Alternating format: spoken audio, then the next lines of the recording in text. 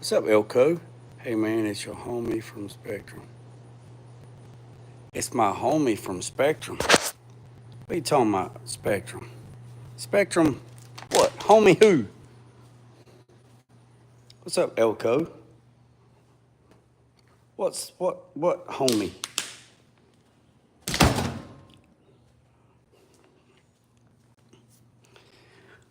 Let's see if somebody gets in here so we can show you what I got going on.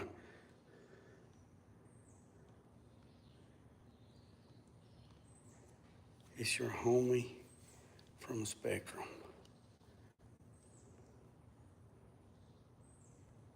Oh! Oh, what's up? What's up? I don't have Spectrum no more. Spectrum didn't make it but 3 days. Amazing. Oh, yeah. Well, I'm glad it helped out. I don't have Spectrum no more because let's talk about that for a second while some people jump in here. So, oh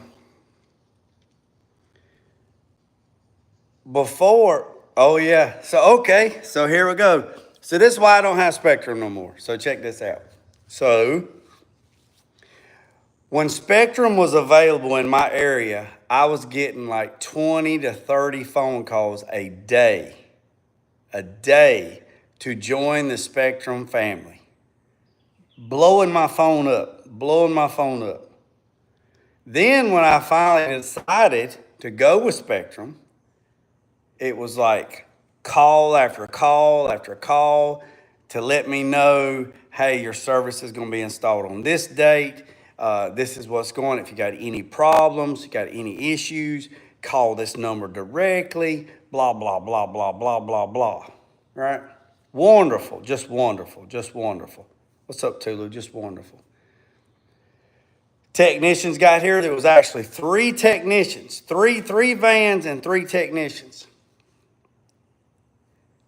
Got everything done, got the modem put up, everything was installed, and the modem would never take off. It had update after update after update after update after update. Then I got this weird feeling that something wasn't right. When my gut tells me something wasn't right, something ain't right. I was like, man, you sure about that? And even the guy that was installing the stuff, he's got a vehicle he wants me to work on, so I ended up getting his phone number. We exchanged phone numbers.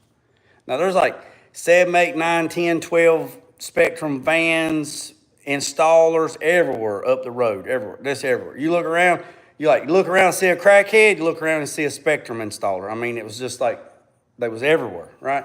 You couldn't throw a rock without hitting a Spectrum van or installer or something, pulling wire. I mean, it was like crazy. So then a couple hours, like 24 hours go by, and then the service goes out. It goes out. Service goes out completely. The little box, the little Spectrum box, the little tower, the one that looks like the movie from Riddick, the lights going around, going up and down. Well, the light went red. Well, I'm not no stupid person. I know if it's not blue no more, it's red, there must be a problem. So what I did was I reset the box. I unplugged the box. I did everything you were supposed to do, what they're going to tell you.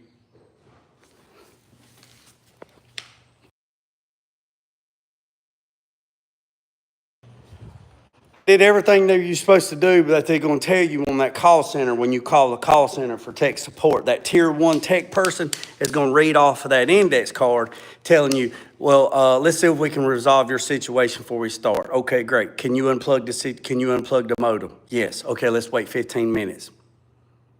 Okay, plug the modem back up. Let me send the signal. Y'all know the drill, right? Which I'm not mad because that's their job, because they're a tier 1 tech, right? That's no problem. So when I call, I say, I need to speak to whatever tier level you have the highest, right? Tier 5, tier 6, tier 12, whatever. I want to talk to somebody. Well, what seems to be the problem? Well, the problem is I want to talk to a tier 5 technician or a customer service or a supervisor. That's what I want to do. I just want to just go ahead and I want to go from first gear to 6. right? So finally I get to a tier something and said, I'm a supervisor. And then I go to explain about what is wrong. And they tell me that sorry for the inconvenience, sorry for the problem, sorry for this, sorry for that. The next service call that I have available is 2 weeks. It's like 2 weeks. Like, yeah, 2 weeks. I'm like, now give it take. Now, I got 30-day trial and error. I got 30 days. I can try it, pop smoke, no fees. It's like 2 weeks is not good enough for me. I've had it less than 48 hours and it's cut off. It's no good. Well, the best thing I can do an emergency order and maybe get somebody in there a little bit. Okay. Well, you know, right up the street, like less than a mile, there's like 10 technicians up there. And actually, one of the guys that installed my stuff, he's up there. Why can't you just send? Well, he's already on another job. Oh, okay. Well, 2 weeks is unacceptable. You're going to have to find a better date.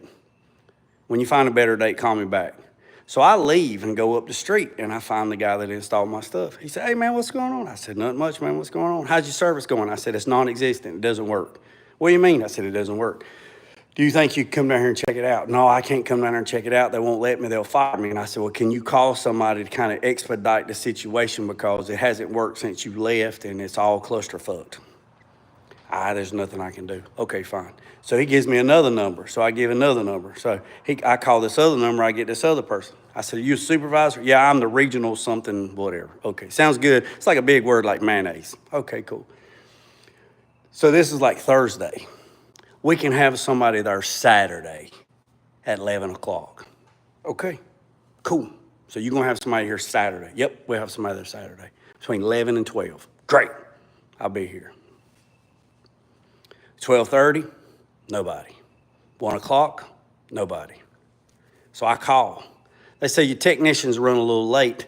They're gonna be there directly. Okay, so I'm on a Saturday and I've already wasted all my day because now I'm waiting on somebody. Time is money. 3:30, nobody showed up. 4 o'clock, nobody showed up. So I called customer service and I said, look, my technician ain't here. He's not here. I don't know what's wrong. You might want to check on him. He might be asleep in the ditch. I don't know. He might have went to the strip club. I don't know, or she, whatever. I'll get back with you. So call me back and they says, we're going to have to reschedule to Sunday to 10 o'clock. This Sunday? Yeah, this Sunday. Okay, cool. Tomorrow? Yes, okay. Between 10 and 12. Okay. 10 o'clock comes, 11 o'clock comes, 12:30 comes, no technician. So I call customer service. Technician's not here. He stood me up yesterday. He stood me up today. No call, no show. If you work for me, employee, no call, no show, you're fired. You're fired. Unless you got like one hell of an excuse, you're fired. So they said, you want to cancel your appointment? I said, can't me cancel my appointment? I didn't cancel nothing. Cancel my appointment. I didn't cancel my appointment. You guys didn't show up on Saturday and you didn't show up on Sunday. I didn't cancel nothing. You failed to deliver. You failed to deliver. So you want to cancel your appointment? Sure, cancel your appointment. So I canceled my appointment, and then the next day I called this customer service number. I'm not going to show the number, but I got the number right here. I got the number right here on my board. Right? I call that number. Can't even get the person that I'm supposed to talk to. Just completely non-existent. Then when I finally get a hold of somebody, I explain to this what happened, right? That's what this was going to be about. This is going to be about this radiator, but since the Spectrum person's in here, nothing towards them, it's not their fault. Not their fault, right? So I tell them what's the matter, and they go from sugar to shit. Now, if they would have tried to work with me to make it work, I would have probably been on Spectrum right now. But it's like they went from sugar to shit, just like that. I told them what the problem was. told them what the problem was, and he's like, well, sorry for the inconvenience. I don't know what to tell you, blah, you know, not in them exact words, but basically that's what the feeling I was getting. I was like, you know what? Just forget it. What? Just forget it. Just forget it. Well, I'm sorry you feel that way. Just forget it. Just forget it. Just forget it. If we were dating, or not even dating, if we was in a business relationship and it was that many red flags right out the get-go, I don't care if you had $1 million in the bank account and you wanted to do business, I wouldn't do business with you. A peace of mind is better than anything else. So, do I have Spectrum? No, I don't have Spectrum. I have my old internet that I had, my tower up. I'm getting 26 down and 7 up, and that's the way I'm doing. I'm getting 26 bytes down and like 8 or 9 up, and I'm okay with that. Now, there's people around me that's having the same problem. They're having the same issues. It's like, let me get you in, and once I get you signed up, poof, they pop smoke, right? And they're gone. No customer service, no nothing. So when I took my stuff back to the call center, to the Spectrum store in Asheboro, North Carolina, and I went in there, and the guy looks and says, holy crap. He's seen all the comments in my section on my account. It's like, what would you like to do? I said, I'm turning this stuff in, so I don't care. He's like, dude, what in the world happened? And I told him, and he said he'd been working for Spectrum for 7 years, and he has never seen anything like that. That's okay. I mean, he can say what he wants to.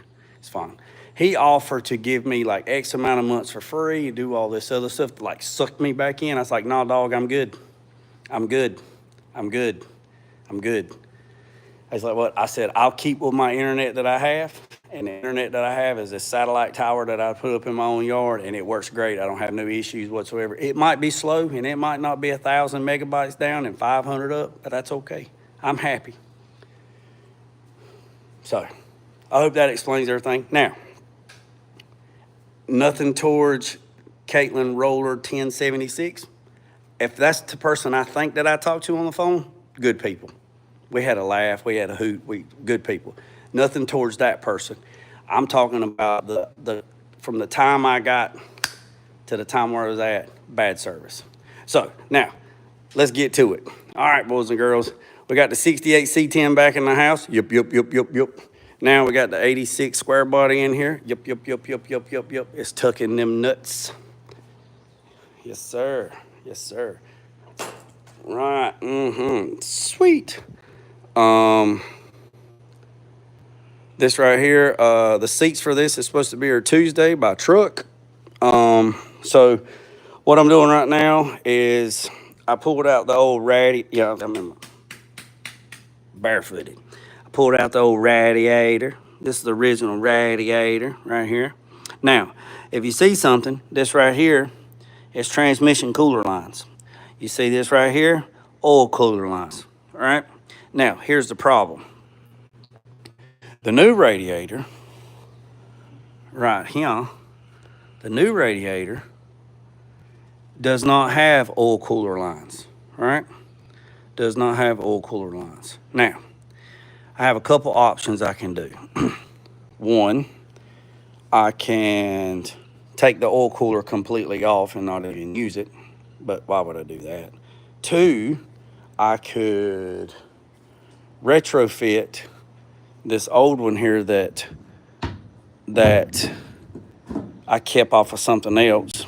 Or three, I could just order a new kit from Evil Energy. I was on Evil Energy before I went live, and Evil Energy has a oil cooler kit, and it has the A&N fittings on the end that will fit on this, right?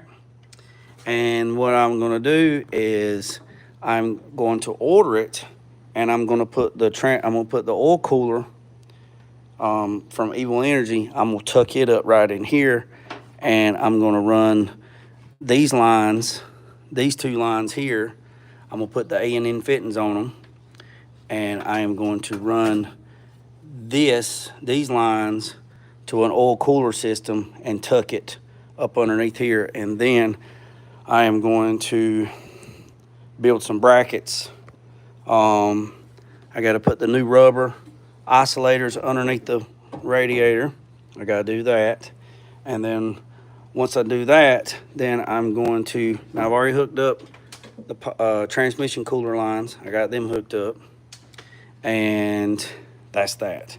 Now, I need to take this fitting out right here, the water pump, and put a barb fitting on it so I can put this hose right here to run it and trim this line for the water bypass. The water bypass was on the old radiator, it was right here. So for the time being, what I'll do is I'll take this fitting out and I'll put a barb fitting there. I'll cut this and then I'll cut it so it'll fit. And then I'll put that right there. So that will be the water bypass to go around there. So that's that.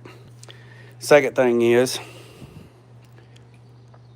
the fans. I have two fans, right? So it has an electric fan.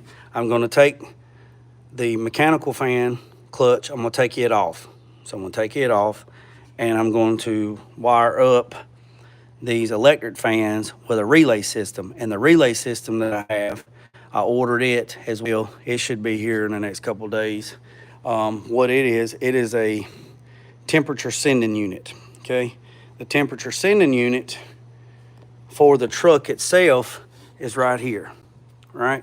This right here is hooked up. This is a TBI, so this is a 4.3 V6, so it has a throttle body injection. So this is the sensor for the gauge in the dash and the computer to let the throttle body know what the temperature is, right? So what I'm gonna do, sometimes it's here and then sometimes it's on number one cylinder. And number one cylinder is right there, but it's not on number one cylinder. They put it on the intake on the 4.3, so right here. So what I'm gonna do, well, actually I've already done it. I've ordered because I need the fans to come on, right?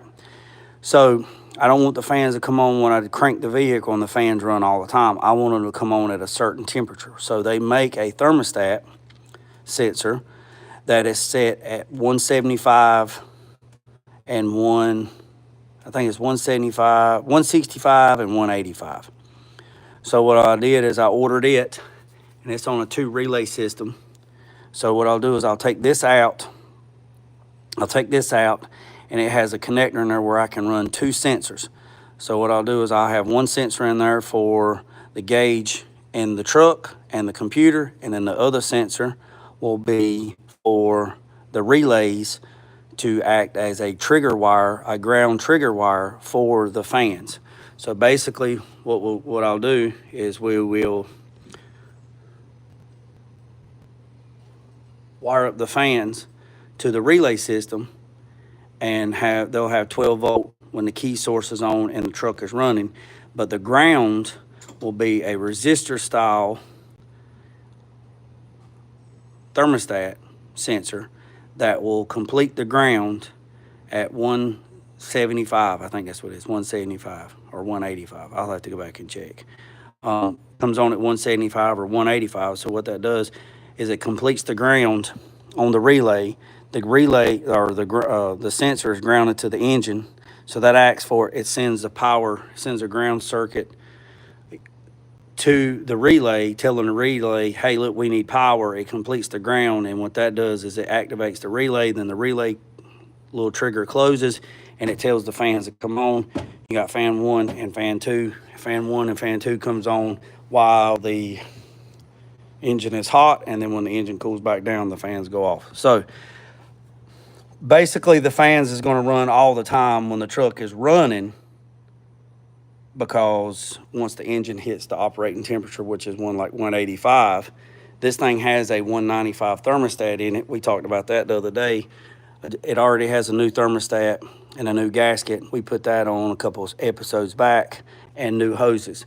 So it has a 195 thermostat. So what happens is when that thermostat hits 195 degrees, it opens and it lets water circulate. But until then, the bypass hose lets the water bypass just a little bit, so it's still circulating water to a certain extent. Also, the fan will trigger on before the thermostat opens. So it's like 10 degrees earlier. So when this thermostat, when this sensor says, hey, look, it's 185 degrees, and it triggers both wires, both fans will come on, it's already cooling the water down before this thermostat opens. So when this thermostat opens, then the hot water that rushes through here will already have a little bit of leeway on it. So anyways, hope that answers some questions. But this thing has Mike Slosh slosh tubs. These are the big slosh tubs. So the air conditioner box had to come out. We're going to put vintage air in this. It is a 4.3 V6. We're not pulling this engine out. This engine's got like 75,000 original miles on it, but I am going to clean it up and try to dress it up a little bit. The plan is this: get the radiator mounted, get the fans working. I think the fuel filter is getting stopped up because it's acting a little weird. Replace the fuel filter on it. Double check that because we just put a new fuel pump on it the other day, and it's not acting 100% right. So I think the fuel filter is clogged up a little bit, and it's been replaced, but that don't mean anything. It could just be a bad filter. So we're gonna put a new. Okay, hold on a second, Mike. So I changed the fuel filter out, get that done. Once that's done, then the transmission, the oil cooler, once it gets here, I'll put that on there. And then I'm going to pull all the interior out. And when I say pull all the interior out, I'm gonna pull the door panels off, take the headliner out, all the trim pieces. I'm gonna take every bit of that stuff out, and I'm gonna box it up and get ready to ship it out to Texas to Paul Gomez. Here's the speaker box. But my plan is to. This is what I need. This is what I want to do. I got to get the radiator fixed, the fuel fixed, and I want to get it all in one primer. Get the whole truck all in one color. If I can get all that done and all the interior, I got to get all the interior out, or all this stuff out, get it boxed up. Every bit of this stuff, got to get it boxed up. If I get all that done, then what I'll do is I'll clean the dash, I'll wipe everything down, and then I'll go ahead and paint the dash. The dash is getting painted orange. I think that's all I'm gonna have to paint. Just paint the dash because everything else is gonna be covered up. And then when the truck gets painted, the door jambs, these are gonna get painted orange. But this is gonna be blue. So when you're actually in the truck and the door's shut, this is gonna be orange because the interior is going to be orange. So I don't want this to be blue. I want this to be orange. So the door jambs on the door will be painted blue. Or excuse me, this will be painted orange. And then the jambs themselves on the cab will be painted blue. So all the interior will be orange. I know y'all seen in the post that I posted in the community post of that orange interior. That is not the interior for this truck, but that is the orange. That's my friend Paul Gomez from Texas. So he said once I get everything boxed up and shipped to him, he said it's 25 working days and we'll have the interior back. So that's good. But we won't have all that stuff done before the Peach Festival. But the Peach Festival is July 17th. But what I want to have done by the Peach Festival is I want to have the whole truck in primer, have the wheel tubs in primer, everything that's blue, get all this rust off of it. Everything that's blue will be in primer. And if I really have time, I might go ahead and paint the hood the blue and put the white stripes on it just to see what happens. But that's the plan. So let's see. Explain the trigger through the ground again, the sensor, the ground wire runner, ground relay. All right, so to answer Mike's question, you have to run relays, okay? You have to run, let me see if I can find one. You have to run relays when you're pulling a lot of voltage, right? That's the problem that a lot of people have is they would just wire them fans up. They would just wire them fans up straight to, I'm looking for a relay. I know I got some. They would just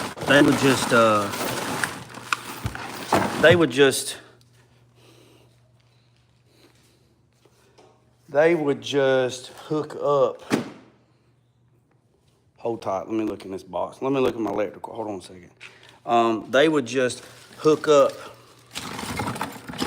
the fans or anything to a heavy relay system. They would just hook it up and not hook up a relay. And the reason why you hook up a relay is so the relay can carry the... I know I got a damn box of relays. Mike, I am making a mess for you, man.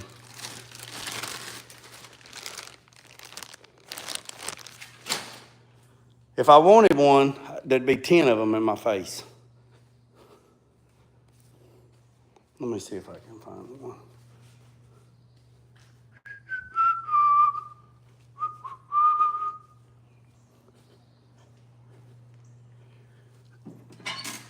I got electrical everywhere. Hold on a second.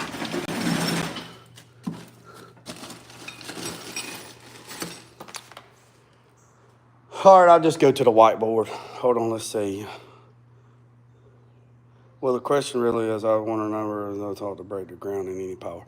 All right, so I'll just do it right here on this. All right, so on the relay, well, it's the trigger, right? So it's the trigger. So it's not really, so you got a 4-pin relay, right? I don't know the numbers off the top of my head, right? So I know it's like 87. I don't know. I don't even want to. I know what the numbers are. I have to look them up in my book. But anyways, nevertheless, so you have your source, right? And then you have what you're going to run. So we're going to run the fan, right? And then you have your 12-volt key source, right? 12-volt switch.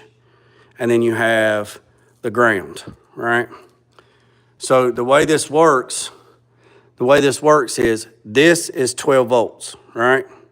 So this is, say this is a 30 amp, right? 30 amp relay, right? So you're going to run a 10 gauge wire, right? 10 or 12 gauge wire, depending on how far you're going to run it, right? And you run this from this, right? And this usually goes straight to the battery or to a battery source, right? And it has a fuse in it, right? So there's a fuse in this, right, as well, right, to this. Then this wire here is usually yellow, pink, white, most of the time on the 12-volt switch. So this is going to be your key source, right? So that's going to activate that. And then this is your fan, right? So this is your ground. Well, in between that ground, the way I was talking about how that works out there is on this ground, right? On the ground, we have a sensor that's in the block, right? It's in the block, right? And then you got water that runs across it, right? You got water that runs across it. Well, the block is grounded, right? That's a ground. So if you run this to this, right, that's your ground, but it's not grounded because it's open, right? There's a plunger in there, sort of, just for demonstration. There's a plunger in there. So this thing is set at 180 degrees, right? So when you turn the key source on, then that is activating the relay, but nothing is working because your little bitty spring mechanism in there is not, the door is not shut or the switch is not flipped, right? And it's worked on the ground side, right? On the ground side of the relay, right? So this has got I'm a fuse fanatic, right? So there's a fuse on the fan and there's a fuse on the 12-volt source, right? Everything has a fuse.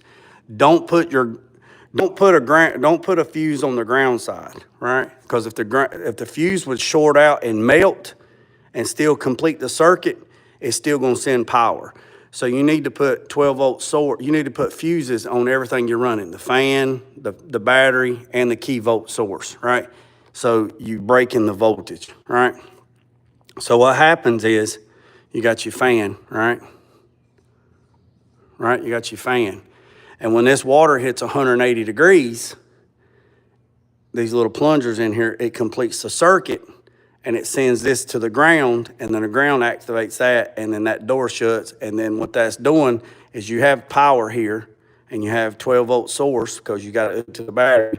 Now that source is completed. Now the power, the main draw of the amps is on this short wire right here. It's not on this wire, it's on this wire. And then your fan comes on and you got your fan. So hopefully that helps somebody out. Hold on. Okay, so you're completing the circuit through the temperature. Yeah, that's it. I'm using the sensor as the trigger, as the ground, correct. And then when the temperature drops back down, you know, then this cools down, then the circuit's broke. Yep. A lot of people don't do it that way. A lot of people do it on the voltage side, but I was taught to do it on the ground. Always do the trigger on the ground. That's the way I was taught. So that's that. I think you want a push button. To start in a BMW. Yes, you can do a push button start on these trucks. You can do a push button start on those trucks. Yep. They make a kit.